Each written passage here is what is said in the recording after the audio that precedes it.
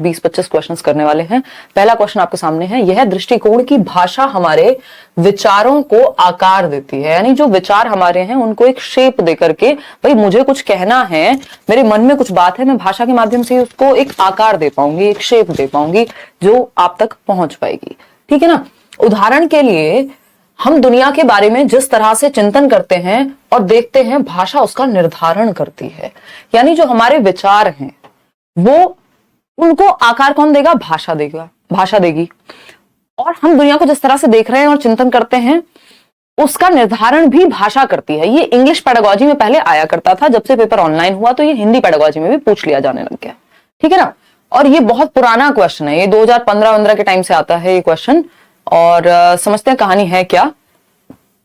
आएगा भाई, पीडीएफ भी आएगा, थोड़ा पेशेंस बना के रखो, है ना। तो अगर हम बात करते हैं कि लैंग्वेज डिसाइड्स और डिटरमाइंस थॉट्स, यानी हमारे विचार कैसे होंगे ये हमारी भाषा से प्रभावित होंगे। अगर आप हिंदी पढ़ रहे हैं तो आप हिंदी में उस तरह का लिटरेचर भी पढ़ रहे होंगे, आपने रामायण पढ़ी होगी, महाभारत जान रहे होंगे, कुछ और होगा इस तरह का उस संस्कृति में। तो भाषा जो है वो आपके विचार को प्रभावित करती है कि आपका सोचने का तरीका भी वैसा ही हो जाता है। तो लैंग्वेज इन्फ्लुएंसेस थॉट, ये बात सैपर-वोल्फ कहते हैं। इन दोनों की एक हाइपोथेसिस थी, इंग्लिश में भी ये ऐसे आता है पेडागोजी में, हिंदी में भी। सैपर-वोल्फ हाइपोथेसिस या प्राकल्पना या परिकल्पना इसको हम कह सकते हैं। जो लोग इसमें जवाब कुछ दे रहे हैं उनको समस्या होने वाली है ना। सब अलग अलग जवाब इसमें देने में लगे हुए हैं। ठीक है ना। तो ऐसा ये सापेक्षता, रिलेटिविज्म जैसा कुछ है वो नहीं होगा यहाँ। भाषा का समाजीकरण तो बिल्कुल भी नहीं है, ये कोई हमने टॉपिक ही नहीं पढ़ा। स्टीफन क्रेशन तो बात करते हैं कि जैसे हम पहली भाषा को एक्वायर करते हैं, अर्जित करते हैं, वैसे ही हम दूसरी भाषा को भी अर्जित कर सकते हैं। भाषा अर्जन होता है कि जब आप नेचुरली, यानी प्राकृतिक रूप से अपने वातावरण में जो भी भाषा बोली जाती है उसको अर्जित कर लेते हैं। जैसे आपकी मातृभाषा हिंदी हो सकती है, जबकि अर्जन क्या है? अर्जन हो गया ये कि आपने नेचुरली प्राकृतिक रूप से अपने वातावरण में बोले जाने वाली भाषा को अर्जित कर लिया, समेट लिया, आपके अंदर वो आ गई, भर लिया। अधिगम होता है जब आप प्रॉपर उस लैंग्वेज के नियम जाने, उसके कायदे कानून जाने, स्कूल में जाकर के पढ़ रहे हैं, किताबें पढ़ रहे हैं, उसकी साहित्य पढ़ रहे हैं उसका, तब जाके भाषा सीख पा रहे हैं, वो अधिगम है, उसको लर्निंग कहते हैं। और अर्जन को एक्विजिशन कहते हैं। तो सैपर-वोल्फ की ये प्राकल्पना है। ली वोल्फ और सैपर, ये दोनों मिलकर के, ये दो व्यक्ति थे जिन्होंने एक हाइपोथेसिस दी कि जो भाषा है वो हमारे विचारों को आकार देती है, यानी भाषा से विचार जो है वो शेप में आते हैं। दूसरा, ना सिर्फ आकार देती है, जो भी भाषा है वो हमारे थॉट का भी निर्धारण करती है कि विचार कैसे होंगे। इसको लिंग्विस्टिक डिटर्मिनिज्म कहते हैं इंग्लिश में। ठीक है ना, कि भाषा निर्धारित करती है कि विचार कैसा होगा। तो इसमें गड़बड़ नहीं करनी है, एक फैक्चुअल क्वेश्चन है। क्वेश्चन नंबर 2 देखिए एक बार। एक शिक्षिका का यह विश्वास है कि मानव भाषा भी उसी तरह सीखता है जैसे वह अनुभव के माध्यम से अन्य दूसरे कौशल तथा योग्यताएं सीखता है। यानी जैसे आप साइकिल चलाना सीख रहे हैं रेपिटेड प्रैक्टिस के माध्यम से, एफर्ट के माध्यम से, है ना, तो उसी तरह से आप भाषा भी सीखते हैं। ये किस सिद्धांतकार के विचार से मेल खाता है? अब ये सिद्धांतकार हर बार पूछे जाते रहे हैं, लेकिन बस घुमा करके पूछ लिया है। हर दिन कोशिश रहेगी एक हफ्ते में हम 2 से 3 सब्जेक्ट एटलीस्ट करें। ठीक है मुनेश, बहुत बढ़िया। हाँ चलिए बताइए। बी ऑप्शन 37% लोग कह रहे हैं, यानी चॉम्स्की कह रहे हैं। आप लोग तुक्के क्यों लगाते हैं इतने? हैं, बात क्या चल रही है कि मानव भाषा भी उसी तरह सीखता है जैसे वह अन्य अनुभव के माध्यम से चीजें सीखता है। जिसने अनुभव के माध्यम से कह दिया उसने हेरिडिटी को, आनुवांशिकता को साइड कर दिया। समझ पा रहे हो? अगर बहुत हद तक देखा जाए तो मोटे मोटे तौर पे इस बात को समझा जा सकता है। ठीक है ना। तो ये कहानी क्या है कि मानव भाषा भी उस तरह सीख रहा है जैसे बाकी चीजें सीख रहा है। एक बार गिरा, संभला, फिर साइकिल चलाना सीखा, टीवी में किसी को बोलते देखा, किसको, डोरेमोन को, गलत बोला, तुतला करके बोला, माँ बाप ने कहा वेरी गुड, शाबाश, या फिर थोड़ा सा कहा कि बेटा इसको ऐसे ठीक कर लो, तो अगली बार ठीक कर लिया। ये जो प्रोसेस है, इमिटेट करेगा, प्रैक्टिस करेगा, एफर्ट करेगा, ये स्किनर कहते हैं ऐसी बात कि जैसे बाकी चीजें हम सीखते हैं वैसे ही हम लैंग्वेज सीखते हैं अनुभव के आधार पे। और ये बिल्कुल एग्जैक्ट डायरेक्ट भी पूछ लिया जाता है। अभी यहाँ पे अध्यापिका को बीच में ला करके पूछ लिया है। आप सभी कंफ्यूज रहते हैं, हिंदी में मैं देख रही हूं, है ना। प्याजे की अगर हम बात करें तो प्याजे तो बस सिंपल बात कह रहे हैं कि विचार भाषा से पहले आता है, विचार के बाद भाषा आती है ना। विचार से भाषा की ओर जा रहे हैं। ठीक है ना। इसके अलावा ये कहेंगे कि जो वातावरण है, जो एनवायरमेंट है, वहां पे एक्टिविटी करके लैंग्वेज को सीखा जा सकता है। वाइगॉत्स्की सामाजिक अंतःक्रिया की बात करेंगे। चॉम्स्की कहेंगे कि आंतरिक क्षमता होती है भाषा अर्जन की। तो आपको समझना पड़ेगा कीवर्ड किसके बारे में किसने क्या यूज किया है। स्किनर या तो अनुकरण की बात करेंगे कि हम अनुकरण करके भाषा सीखते हैं, अभ्यास के माध्यम से भाषा सीखते हैं, है ना। तो अभ्यास के माध्यम से जैसे बाकी कौशल सीख रहे हैं वैसे ही हम भाषा सीख रहे हैं। तो वो आपको ढूंढना पड़ेगा कि किस बारे में बात हो रही है। ठीक, तो ये तीनों चारों के लिए अलग अलग कीवर्ड वर्क करते हैं। क्वेश्चन नंबर 3 देखिए, बच्चे की पूर्व भाषिक अवस्था की विशेषता क्या है। यानी भाषा से प्री लैंग्वेज कैरेक्टरिस्टिक पूछ रहे हैं कि प्री लैंग्वेज स्टेज से पहले की। तो भाषा विकास का जो शुरुआत है वो कब से होती है, कोई बताना चाहेगा। भाषा विकास की जो शुरुआत है वो रोने से हो जाती है। क्राइंग पहली स्टेज होती है, फिर जाकर के कूइंग आता है, फिर बैबलिंग आता है, फिर वन वर्ड स्टेज आती है। यानी पहले बच्चा रोता है जन्म के समय, वो भी भाषा का ही एक चरण मान लेते हैं, रोना। फिर कूकना आता है कि जब वो 6 हफ्ते में 1.5 महीने के आसपास चे पे कुछ भी टेढ़ी मेढ़ी आवाज निकालेगा जिसका कोई मतलब नहीं है। फिर बलबलाना आता है जब वो 6 महीने के आसपास क्या करेगा, बा मा सिंगल सिलेबल वर्ड बोलना शुरू करेगा। फिर 1 साल में सिंगल वर्ड पानी खाना, फिर 2 साल तक आते आते 2 शब्दों को जोड़ करके एक नया वाक्य बनाना शुरू कर देगा। तो हम ये कह सकते हैं 2 शब्द स्टेज तो भाई 1.5 से 2 वर्ष के बीच में आएगी। अभी कहां से आ गई, ये पूर्व भाषिक थोड़ी, ये तो भाषिक अवस्था हो गई। एक शब्द भी 1 साल के आसपास आता है बोलना प्रॉपर तरीके से। ठीक, तार शैली वाक्य तो प्रॉपर टेलीग्राफिक स्पीच हो गया, 2 शब्द जोड़ के एक नया वाक्य बनाना, ये 2 साल के बाद या 2 साल के अंदर आएगा, 1.5 से 2 वर्ष के बीच। तो बच्चे की पूर्व भाषिक अवस्था की विशेषता है कि रोना कूकना बलबलाना, रोने से शुरू करके ये पहले भाषा से पहले की अवस्था हो गई। रोना कूकना बलबलाना, ये मैंने भाषा विकास के चरण बताए हुए हैं, यूट्यूब पे भी प्लेलिस्ट बनी हुई है, हिंदी पेडागोजी की भी इंग्लिश पेडागोजी की भी, एक बार उसको जरूर देख लें, अदरवाइज दिक्कत बनी रहेगी। तो रोना कूकना बलबलाना ये पूर्व भाषिक अवस्था है। क्वेश्चन नंबर 4 देखेंगे फटाफट से, ये क्या कहता है भाई। क्वेश्चन नंबर 4 है हमारे शरीर की भाव भंगिमा, यानी जो हमारे हाव भाव हैं और देखने का तरीका यानी बॉडी लैंग्वेज, ठीक है ना, डैश के उदाहरण है। तो हमारे शरीर की भाव भंगिमा, हाव भाव, एक वो वाइब कह लीजिए एक तरह की, क्या है ये, बॉडी लैंग्वेज से संबंधित है। संकेत कहेंगे इनको, अशाब्दिक व्यवहार कहेंगे, शाब्दिक कहेंगे, शब्द की तो बात ही नहीं हो रही अभी यहाँ, कंप्यूटर मध्यस्थ संप्रेषण कहेंगे, यहाँ कंप्यूटर कहां से बीच में आ गया। ये हमारे हाव भाव, हमारे जेस्चर्स, हमारी बॉडी लैंग्वेज, इसको नॉन वर्बल कहेंगे या अशाब्दिक व्यवहार कहेंगे। जहां शब्दों का प्रयोग नहीं हुआ है, बॉडी लैंग्वेज से सारी बात कन्वे हो रही है। संकेतों की भी यहां बात नहीं हुई है कि हम संकेत कर रहे हैं किसी तरफ, संकेत भी यहां अशाब्दिक व्यवहार में ही आ जाएंगे अगर देखा जाए, ठीक है, कि शब्दों का प्रयोग यहां नहीं हो रहा है, संकेत मत कहिए इसको, ठीक है ना।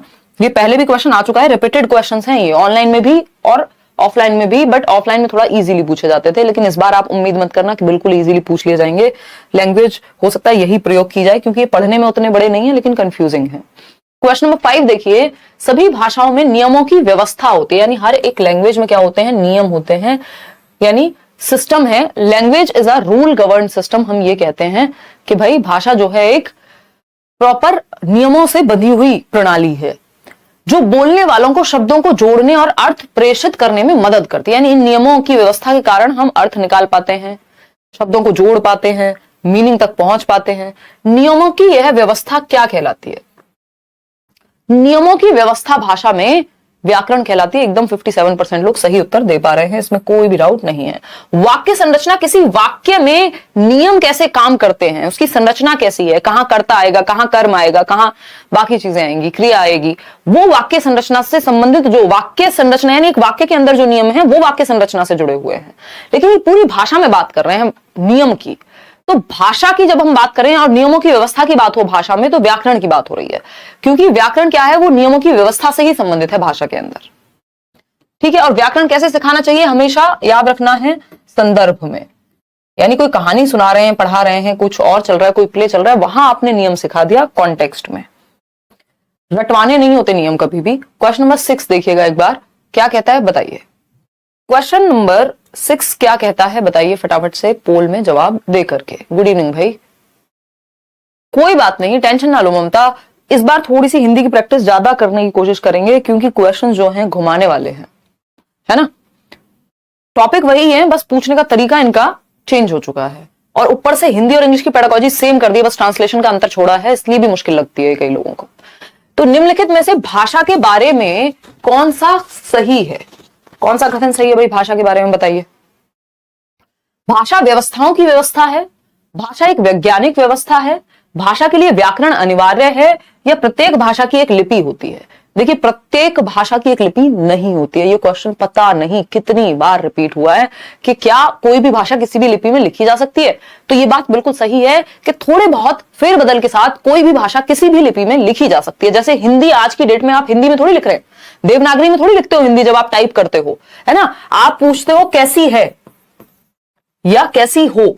अभी ये भाषा तो हिंदी है, लिपि तो कुछ और है, रोमन स्क्रिप्ट में आप लिख रहे हैं, ये तो इंग्लिश में। तो किसी भी भाषा को किसी भी लिपि में लिखा जा सकता है, थोड़े बहुत फेरबदल से। तो हर एक भाषा की एक लिपि होती है ऐसा नहीं है भाई। संस्कृत की भी वही लिपि है, हिंदी की भी वही लिपि है, रोमन में कई सारी लैंग्वेजेस हैं जो लिखी जाती हैं। तो इसका मतलब एक लिपि में कई सारी भाषाएं लिखी जा रही हैं। तो ये तो नहीं कह सकते कि हर भाषा की एक इंडिपेंडेंट अलग से लिपि है, फिर तो लिपि कम पड़ जाएंगी, भाषा इतनी है। तो ये कहना गलत होगा कि प्रत्येक भाषा की एक लिपि है। ये क्वेश्चन बहुत बार आता है और हर बार आने की संभावना होती है। एक फ्री का नंबर है अगर किसी ने ये पॉइंट समझ लिया तो। प्रत्येक भाषा की एक लिपि होती है, जी नहीं, लेकिन हर भाषा थोड़े बहुत फेरबदल से किसी भी लिपि में लिखी जा सकती है। भाषा के लिए व्याकरण अनिवार्य है, यह भी कहना एकदम गलत होगा। बिना व्याकरण सीखे भाषा सीखी जा सकती है। बाद में आप व्याकरण की तरफ जाते हैं भाषा से, संदर्भ से।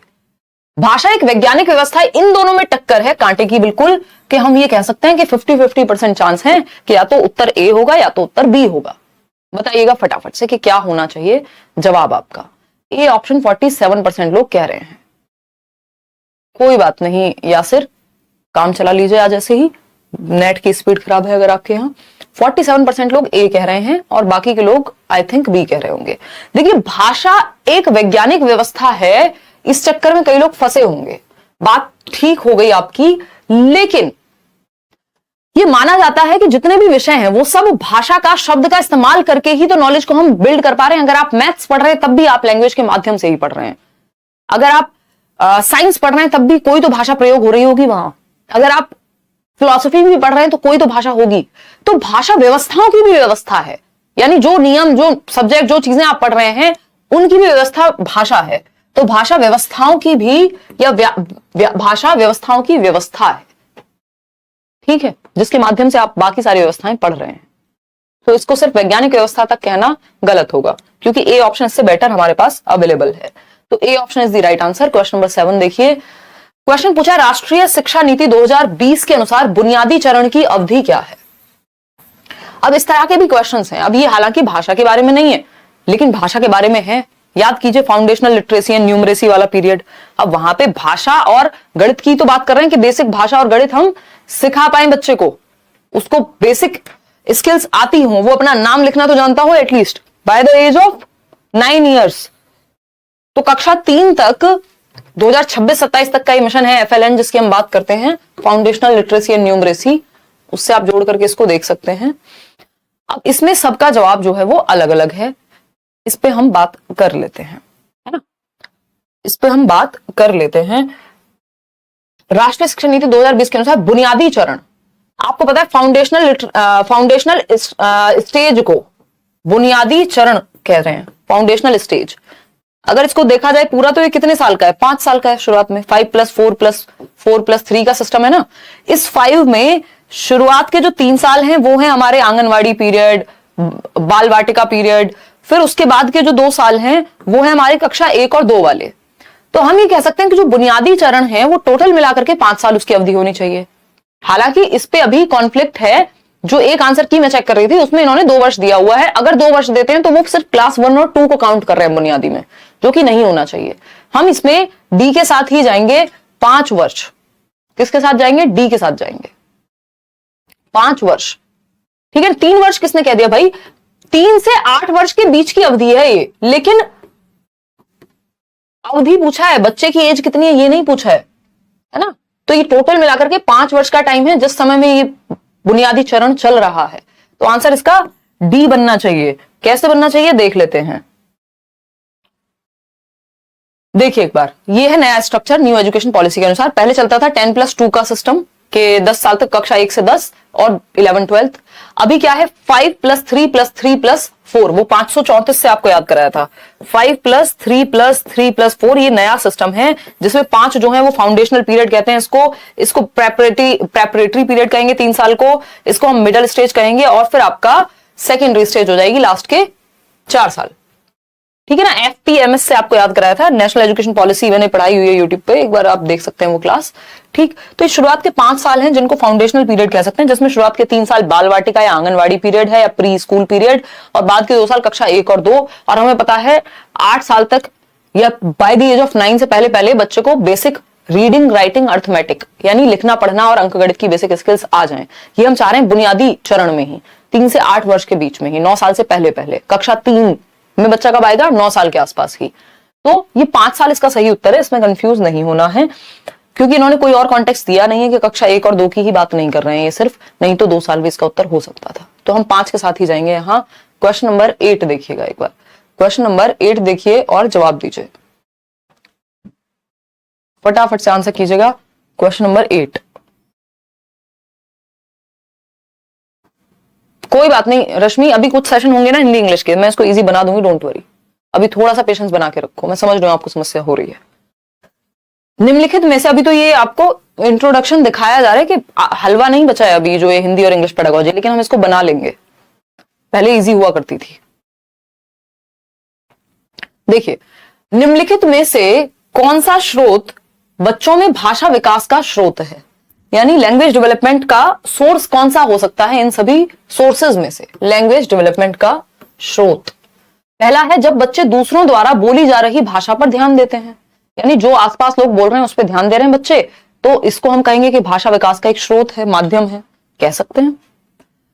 गर्भावस्था के दौरान मां द्वारा बोली जा रही भाषा, अब इस पे हमारे पास सच में बहुत अच्छे से साक्ष्य अवेलेबल नहीं है, उपलब्ध नहीं है कि क्या वो सुन रहा है एग्जैक्टली और कितना उसको भाषा उस समय आ जाती है, लेकिन हम कह सकते हैं चलो कुछ तो सुनाई देता ही होगा।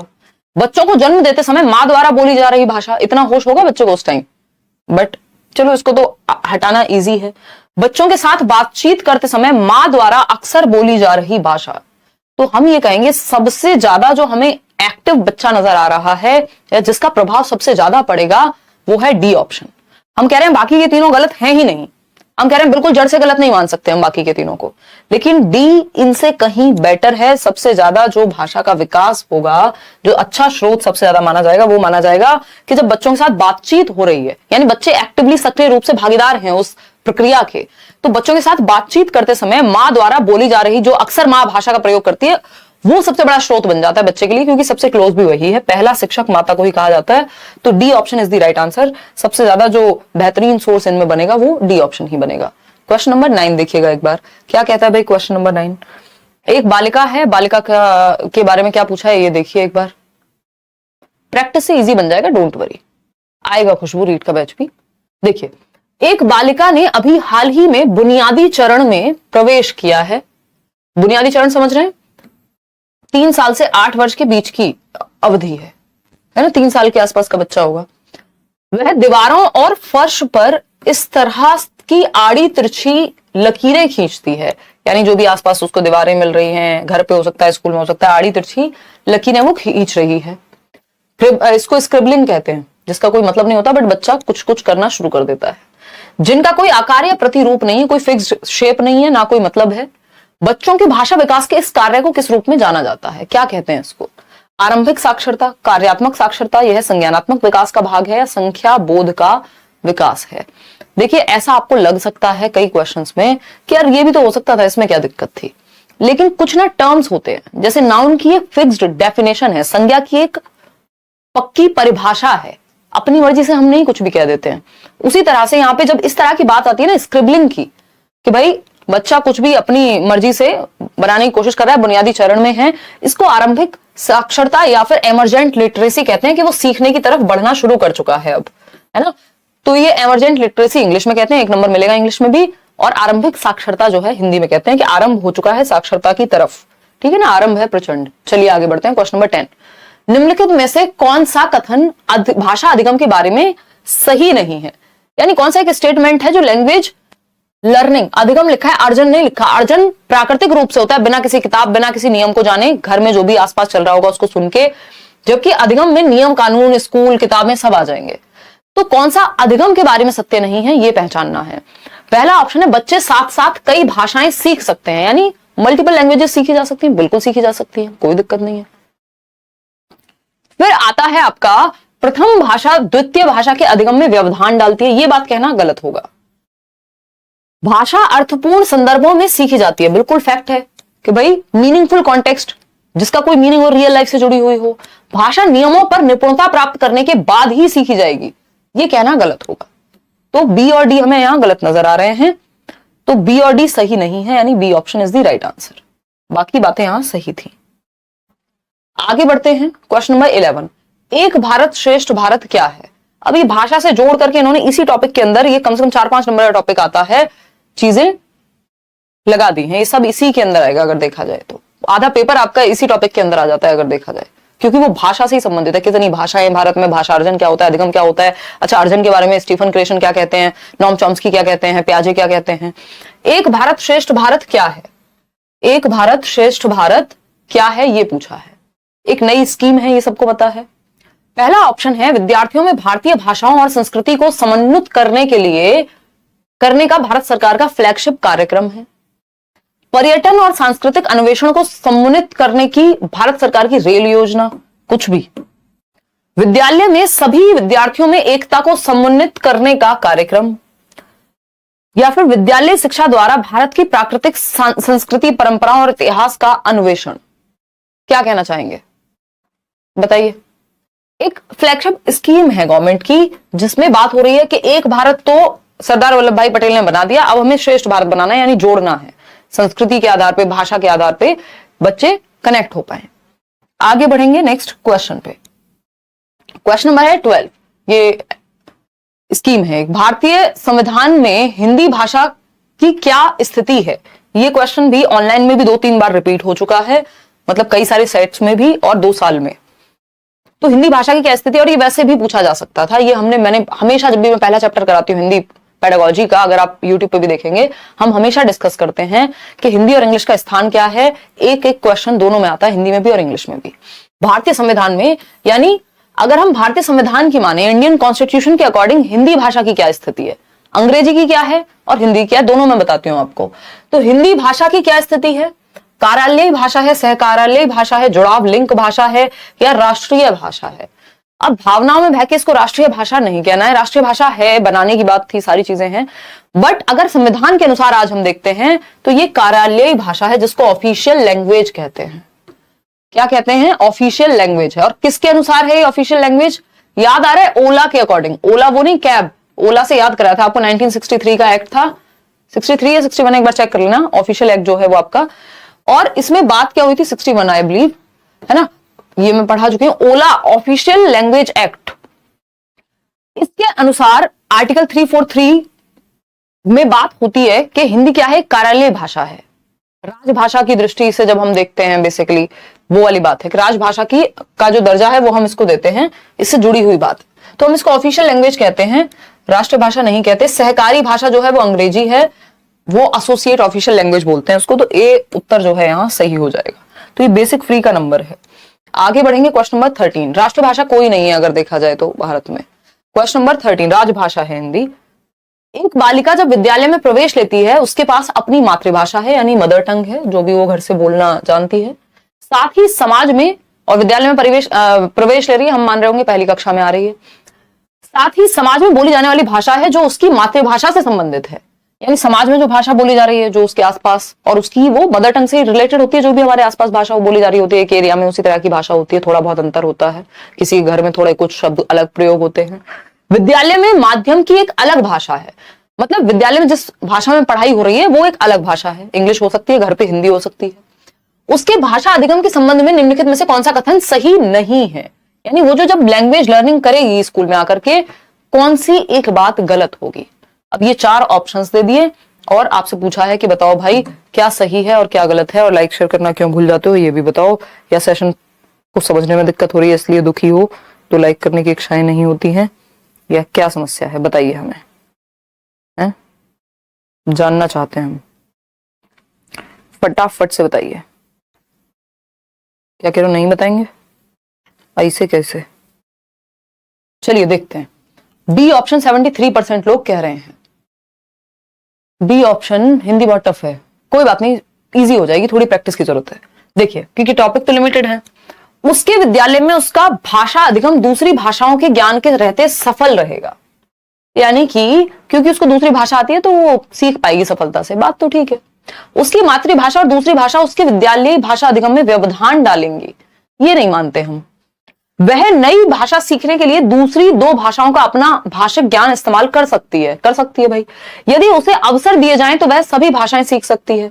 ये भी सही है, ये भी सही है, ये भी सही है, लेकिन उसकी मातृभाषा और दूसरी भाषा उसके विद्यालय भाषा अधिगम में व्यवधान डालेगी। यानी जो भी भाषाएं उसको आती हैं, दो भाषाएं उसे आती हैं, एक उसके नेबरहुड की और एक उसके घर की मातृभाषा, ये दोनों व्यवधान डालेंगी, बाधा नहीं बनती है, बैरियर नहीं बनती है, संसाधन बनती है। जो भी भाषा बच्चा घर से लेके आता है वो हेल्पफुल होती है, संसाधन के रूप में काम करती है। तो ये गलत हो जाएगा, जो बी ऑप्शन है वो गलत है।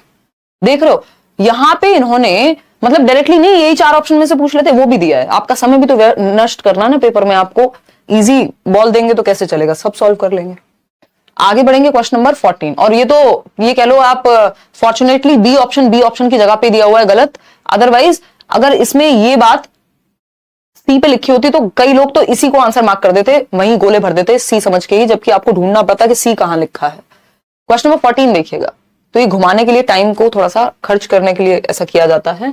निम्नलिखित में से कौन सा कथन राष्ट्रीय शिक्षा नीति 2020 का उल्लेख नहीं करता है? यानी एनईपी 2020 के बारे में कौन सा एक बात नहीं करता है कथन? पहला ऑप्शन है सभी बच्चों को विद्यालय की भाषा के माध्यम में पढ़ाना चाहिए। नहीं, जो स्कूल की लैंग्वेज है उसमें पढ़ाओ बच्चों को, सभी को। देखेंगे पढ़ना और लिखना सीखने की शुरुआत बच्चों के घर की भाषा में होनी चाहिए। फैक्ट है, बिल्कुल मातृभाषा से शुरुआत करनी है हमें। ये आपकी नई शिक्षा नीति भी कहती है, कोठारी आयोग भी कहता है, जिसको 3 लैंग्वेज फॉर्मूला जिसकी हम बात करते हैं, त्रिभाषा सूत्र, जिसको लागू करने की बात, आपकी लचीलेपन के साथ लागू करने की बात शिक्षा नीति कहती है। छोटे बच्चे तब बेहतर सीखते हैं यदि उन्हें कम उम्र में बहुविध भाषिक परिवेश दिया जाए। यानी मल्टीपल लैंग्वेजेस उनके आसपास होंगी तो अच्छा एनवायरमेंट होगा, ठीक बात है। बच्चों को उनकी मातृभाषा में ही पढ़ाना चाहिए, क्योंकि नई भाषा सीखना उनके लिए एक चुनौती हो सकती है। ये भी कुछ हद तक हम कह सकते हैं कि भाई पढ़ाओ मातृभाषा में ही, ताकि बच्चा पहले कनेक्ट तो हो जाए, बाद में दूसरी भाषा सिखा दो। लेकिन ये कह रहे हैं सभी बच्चों को विद्यालय की भाषा के माध्यम में पढ़ना चाहिए। यानी आप ऐसा कह रहे हैं राष्ट्रीय शिक्षा नीति के सभी को स्कूल के मीडियम में पढ़ाओ। स्कूल है इंग्लिश मीडियम तो इंग्लिश मीडियम में पढ़ेंगे सब, चाहे किसी को पहले से इंग्लिश आती है नहीं आती। नहीं, बच्चे को मातृभाषा में पढ़ाया जाता है, दूसरी भाषा बाद में सिखाई जाती है, जिसको लक्ष्य भाषा कहते हैं। तो स्कूल के ही यानी विद्यालय की भाषा के ही माध्यम में पढ़ाना ये एकदम खराब बात हो गई, नॉट है, ये सही नहीं है। इसीलिए यही सही है क्योंकि पूछा ही गलत था। A option is the right answer. Question number 15, जो कोई तो पूछ रहा है कि कितने क्वेश्चन हैं। क्वेश्चन है आपके आई थिंक 28 हैं या 25 हैं, ऐसे कुछ क्वेश्चन है। निष्क्रिय शब्द संपदा से क्या तात्पर्य है? हिंदी में थोड़ा समय कम लगता है क्योंकि ट्रांसलेशन की जरूरत नहीं पड़ती ना, यहाँ पे हिंदी और इंग्लिश दोनों साइड में लिखी हुई नहीं है कि आपको बतानी पड़े। तो निष्क्रिय शब्द संपदा से क्या तात्पर्य है? अभी ये इंग्लिश पेडागोजी में भी खूब पूछा जाता है, ये इंग्लिश हिंदी पेडागोजी में भी। निष्क्रिय शब्द संपदा को इंग्लिश में पैसिव वोकैबुलरी कहते हैं। एक एक्टिव वोकैबुलरी होती है, एक पैसिव वोकैबुलरी होती है ना। तो ये निष्क्रिय शब्द संपदा है। जिसने एक पेडागोजी सब्जेक्ट की अच्छी कर ली लैंग्वेज की, उसका दूसरे लैंग्वेज की पेडागोजी भी अपने आप अच्छी हो जाएगी। वे शब्द जिनका प्रयोग हम तब करते हैं जब हम उन्हें सुनते और पढ़ते हैं। यानी कोई बोल रहा है और हम सुन करके समझ जाते हैं, या फिर हम पढ़ करके समझ जाते हैं, ऐसे शब्द हैं। वे शब्द जिनका प्रयोग हम अक्सर दूसरे शब्दों के साथ करते हैं, यानी सक्रिय रूप से प्रयोग कर रहे हैं, तो ये तो सक्रिय शब्द संपदा बन जाएगी, निष्क्रिय नहीं बनेगी। क्योंकि एक्टिवली जिन शब्द को हम यूज करते हैं वो एक्टिव वोकैबुलरी में आते हैं, सक्रिय शब्द भंडार में आते हैं, जबकि हमसे निष्क्रिय पूछा है। निष्क्रिय में हम शब्दों को यूज नहीं करते, जिन शब्दों का प्रयोग हम बार बार खुद से नहीं करते, या तो हम कहीं से सुनते हैं, किसी मूवी में सुन लिया, किसी व्यक्ति के द्वारा सुन लिया कहीं, या फिर किताब में पढ़ लिया, कहीं न्यूज़पेपर में पढ़ लिया। मतलब इनका मीनिंग हमें पता है लेकिन यूज में नहीं आते ये उतने, स्पेशली हमारे द्वारा भाषा प्रयोग में नहीं आते। सही बात है। वे शब्द जिनका प्रयोग हम लिखते समय करते हैं, नहीं, ना तो हम लिखते समय करते हैं ना बात करते समय करते हैं। ये जनरली हमें पढ़ने में आते हैं कहीं, या फिर सुनने में आते हैं, लेकिन हम इनका मीनिंग जानते हैं, यूज कम होता है इनका। वे शब्द जिनका प्रयोग हम बोलते समय करते हैं, ये तो फिर एक्टिव वोकैबुलरी सक्रिय शब्द संपदा हो गई। तो A option is the right answer.